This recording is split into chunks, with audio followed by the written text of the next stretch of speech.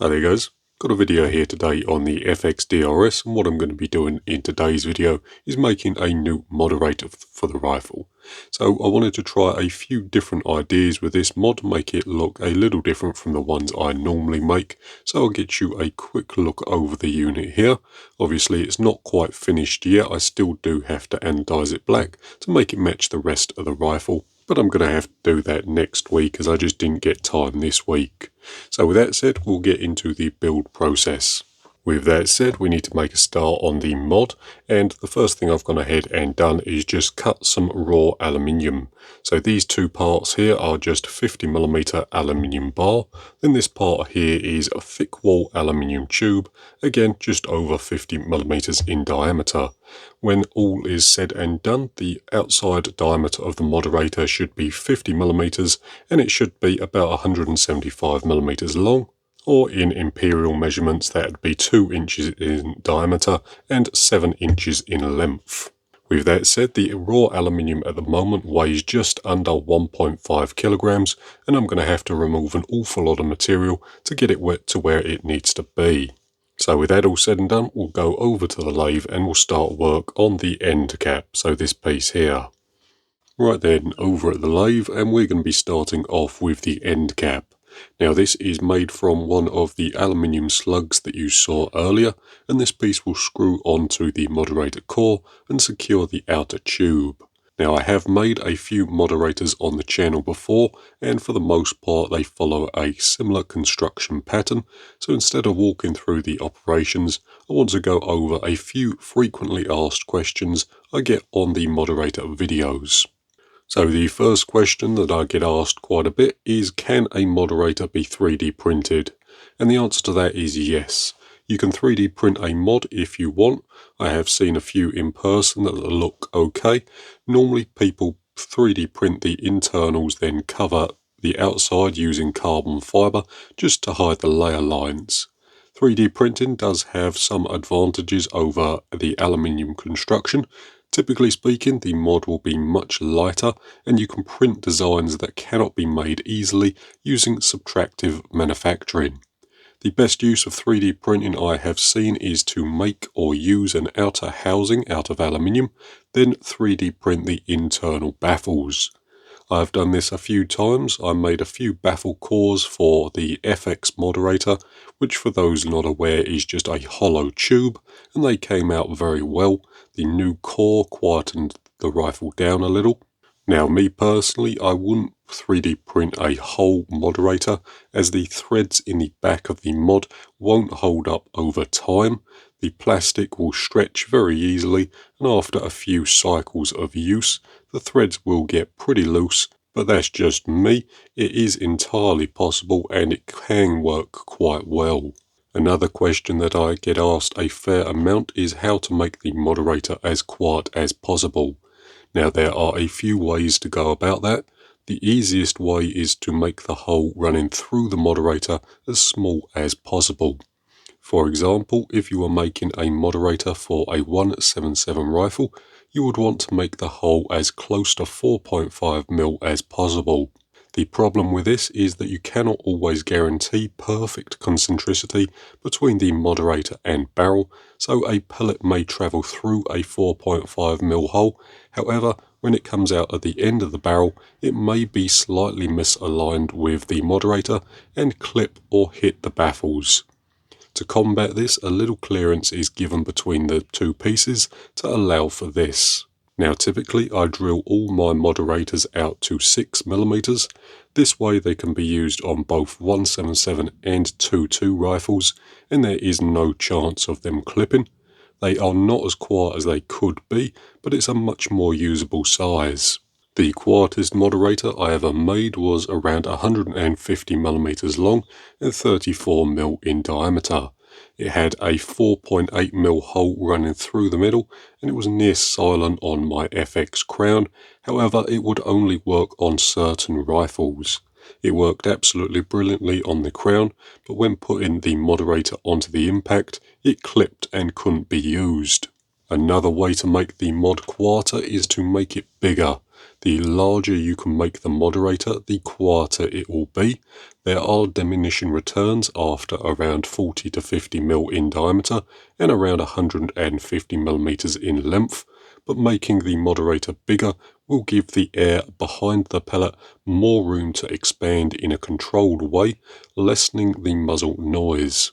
Apart from that, there are a number of other things to keep in mind, like number and shape of the baffles. Typically, the more the better. However, again, you do run into diminishing returns quite quickly. As for the shape of the baffles, angled or conical baffles are slightly better than flat baffles. However, they are much more difficult to make, and the difference between them is small enough that for me personally, it's not worth worrying about. The last thing I'll mention in regards to this is felt. So felt in the moderator helps to soften the noise of the rifle and can change the tone of the moderator. Typically speaking, high density felt will lower the tone, giving the moderator a dull thud rather than a sharper snap. With that said, all rifles are going to be very slightly different, and the way the air leaves the barrel behind the pellet can influence how quiet a moderator will be, and quite honestly the only way to test it is to actually physically make it and try it on the rifle. Now the last question is one that I had someone ask in person, and that is, why do you backvent the shrouds? Now, backventing just means that there are a couple of very small holes drilled into the back of the shroud to allow the air to escape to atmosphere. The reason I do this is so that the expanding air has a place to go. The air behind the pellet can escape down the shroud, expanding into the void around the barrel. Then when it gets to the end, it can get out and allow more air to enter the shroud area. Now, the reason I started doing this was because of one rifle that I had. This was a Mark 1 FX Crown. What I did was make a nice short 300mm barrel for the rifle, and to go along with that I also made a compact shroud and mod combo. It looked really good, but I could not get it to stop clipping. It would shoot absolutely fine as a bare barrel, but as soon as any moderator was installed, the groups would open up. Not to a massive degree, but it was certainly a little worse with a moderator on. To cut a long story short, I tried a load of different things to no avail, but one thing I did was disassembled the moderator and removed the outer tube. So if you can imagine it, it was just one of my moderator cores with the end cap screwed on, but no outer tube, so the cores were open to the atmosphere. With this setup, the moderator worked beautifully. However, as you can imagine, it was very loud. So what I did was reassembled the mod and tried drilling a few small holes into both the moderator and the back of the shroud to allow the air to escape. This worked really well, so now it's something I do on all the shrouds and mods I can make. I can only surmise that the air pressure built up in the system interfered with the pellet in some way and was causing problems. A possible explanation is that the air was trying to escape around the pellet, causing some sort of turbulence and knocking the pellet off course. However, again, that's just a guess. With that all said, that's a few of the FAQs out the way, so I'll just talk through making the moderator tube, as it's something I don't think I've done on camera just yet. So starting out at the lathe, and here I am just cutting the tube down to length, then preparing the ends. The tube will need to go in a mandrel for both the lathe and the mill work, so that's what I'm doing first. Boring out the end to fit in a mandrel I made off camera. The mandrel has a spigot on one end and can be held in the lathe and the collet block on the mill. Then the other end fits inside the tube and is secured using two long M6 bolts. For tubes of different lengths, I can also just use different length bolts, and this tool here has come in quite handy. With that said, we can support the end using a live center and turn the OD down to 50mm, getting things ready for the mill work. Speaking of which, here it is all set up in my indexing head. So if you haven't seen one of these before, this piece here allows me to accurately rotate the part around to mill the decorative features in the part. To start off with, here I am just doing 6 milled flats along the side of the part, using the side of the end mill to create a radiused finish at both the front and the back. This finish is very similar to the Donny FL moderators. Typically speaking, I just plunge in from the top and create slots, but I wanted to try out his way of doing things for this build, and I think it came out quite well.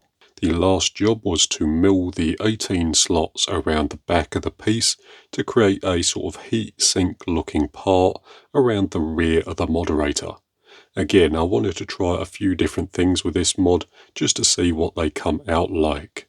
It's very easy to design things on the computer, but until I have the part in my hand, I can never tell what it's going to look like or if I like it. That's the part pretty much complete, so we'll go over to the bench and I'll get you a quick look at the components.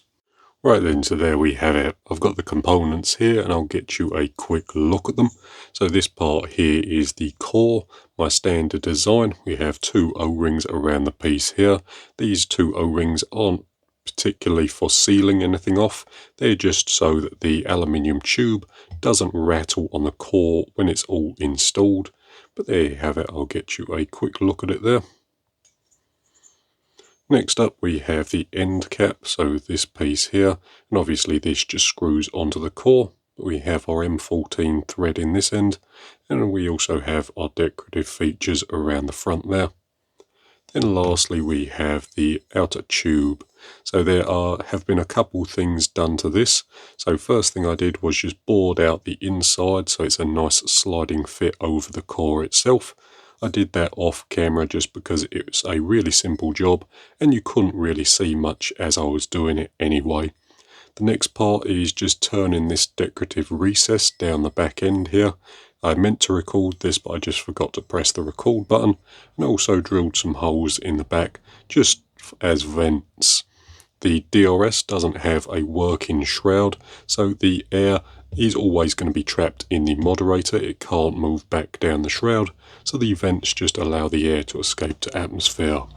With that said, the last thing I'll mention is that with all the work done to the moderator, the total weight turned out to be around 340 grams. So well over a kilogram of material was removed from the parts, and 340 grams is still a little chunky for a moderator. So what I may end up doing is just coming in the top here, removing some more material from the walls. I may be able to get the moderator weight down a little. However, 340 grams for a moderator this size isn't too bad. And there we have the moderator installed onto the front of the DRS.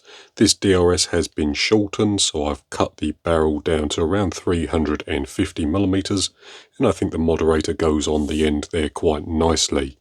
The last thing we'll do is just give you a listen to how quiet it is. As always, the camera microphone auto balances the volume, so you never really get a true real-life feel of how quiet the mod is.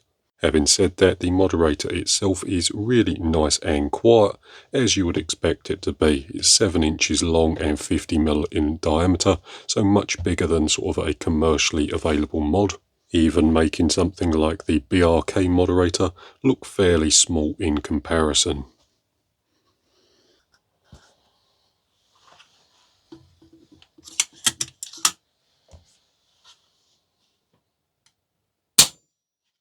But with that all said and done, that's pretty much going to do it for this particular video. So I hope that's been interesting or useful. Thanks very much for watching, and I'll see you in the next one.